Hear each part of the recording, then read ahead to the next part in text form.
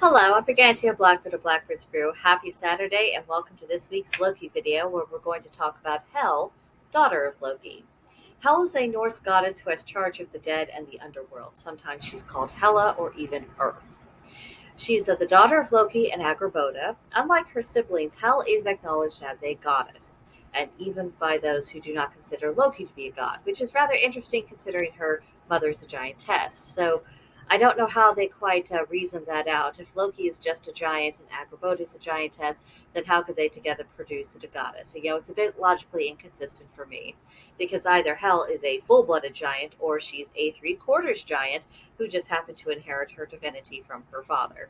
But that is a controversy to get into on another day. She has two full siblings, as we know. We've just learned about Jormungandr, the World Serpent, and Fenrir. She also has half-siblings, Sleipnir of the famous horse incident, and Narvi and Vali, whose mother is Sigyn. Hel's name means hidden, which is very suitable given the realm that she rules over. After all, after burial, cremation, or however else a body is disposed of, the dead are then hidden from our eyes. Hel is depicted as being half black, as in the actual color black, sometimes referenced as blue, and half white, the actual color white. Some describe the division as being kind of top and bottom, maybe dividing at the waist, and others say it's more so left from right. And it's said that her expression is severe and hostile, and that she has a greedy spirit. The question that arises in my mind every time I read about Hel is how much of her description is true to her nature, and how much of it is the result of the human fear of mortality and what happens after death, and we're just projecting those fears onto this goddess. It's very difficult to get an accurate gauge on this. Our information is scanty, isn't it always? And Hel has charge over an aspect of existence that most of us feel at least a degree of discomfort with. And much like Hades and other deities who rule over the dead, it's all too easy to confuse our fears of death and the finality of our current physical incarnation coming to an end with the deity in question. And being in charge of souls who are in between these incarnations is a huge responsibility. There's no way that transition goes smoothly all the time. And this is why I suspect some of the various gods of the dead are deemed to be harsh. They can't negotiate. The situation is what it is, and part of their role is to make it clear that the dead must accept the reality of what has taken place. Hel's appearance of half of her body being the color black and the other half being the color white symbolizes a state of being in between the living and dead herself. She is both and she is neither. Now, her father Loki operates within a liminal space, but Hel actually is liminal space. Her coloring may also symbolize the night/dark and the day/light, which would refer to both receptive and positive projective energies. And remember that the tomb is also the womb. The dead who arrive in the realm of the dead will, at some undefined point, also move out of that realm in order to become incarnated again. There's an energy flow coming and going. And her appearance is the perfect illustration of this process, but it also defines the nature and the reason for her isolation. She doesn't belong anywhere, she doesn't fit, she's just hidden away to deal with that which people find uncomfortable. And this is where we're going to get into the Balder issue. While Hel's realm is always populated, I find it impossible to believe that she's never experienced loneliness. For one, she's in charge. For two, she's in this in-between state, and that's always difficult for people to relate to. So I do think that loneliness would have been inevitable. Now, we know from the stories that her realm was preparing for Balder's arrival even before his death, and that once he did arrive, he had a seat of honor at Hel's side. She was pressured by the gods to release him back to the living, and she did agree to a deal that she would if everything in creation would weep for him. Balder was so beloved that practically everything did, except for one giantess, and the popular theory is that that giantess was really Loki in disguise.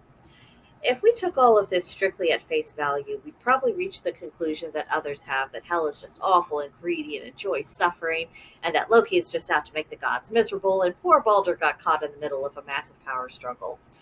But Loki is more complicated than just some mustache twirling villain that some people would portray him as, and Hel's motivations in this situation are quite open to interpretation. Consider this: Balder was quite the catch. We know that his wife Nanna was devoted to him, and we know that Skadi, when she was invited to choose a husband amongst the gods by looking at their feet, she chose the prettiest looking feet because she hoped those feet belonged to Balder's because she wanted him for herself. Clearly, Balder was and is desirable. Then we have Hel, whose appearance is unconventional to say the least. And, because of that and the nature of her isolation, let's just say I think it's likely that she may have never been kissed. Suddenly, we have Balder in her realm. Is it completely out of the question that Hel may have wanted to keep Balder around for aesthetic and perhaps even emotional reasons?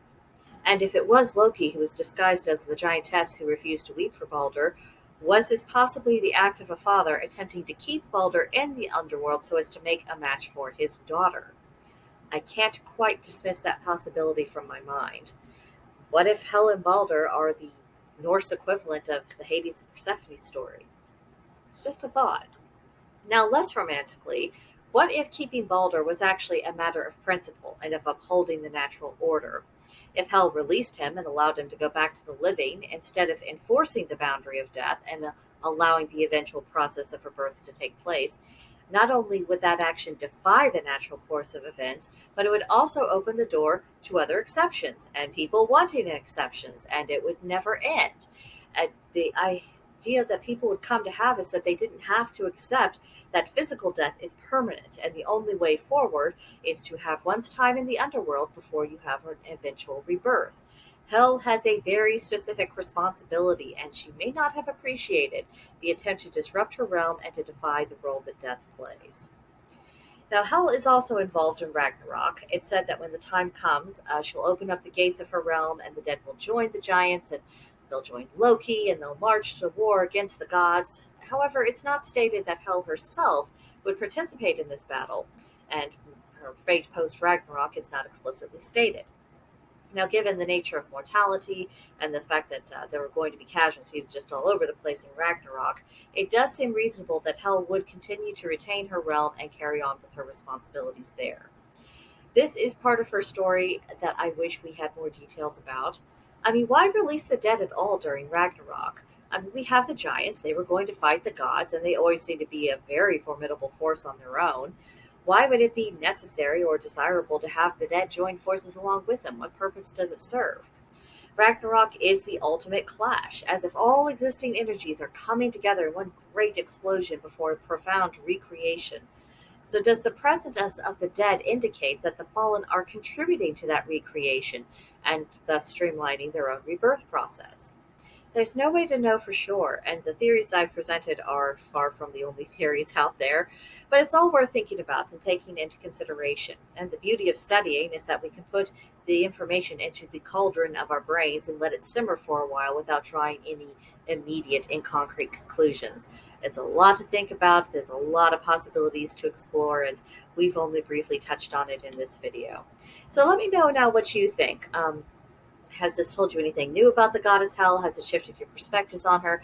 Do you have other theories about her role and her personality and her general state of being that I didn't cover here? Let me know in the comments section below, or come on to Discord and visit us at Blackbird's Brew. Link to join in the description box below. Go to the channel for the Norse Pantheon and just tell me what you think about all this. I would love to have a good discussion with you because I think there's much more to this goddess than what really meets the eye. But that will do it for now, and I will see you in the next one. Bye.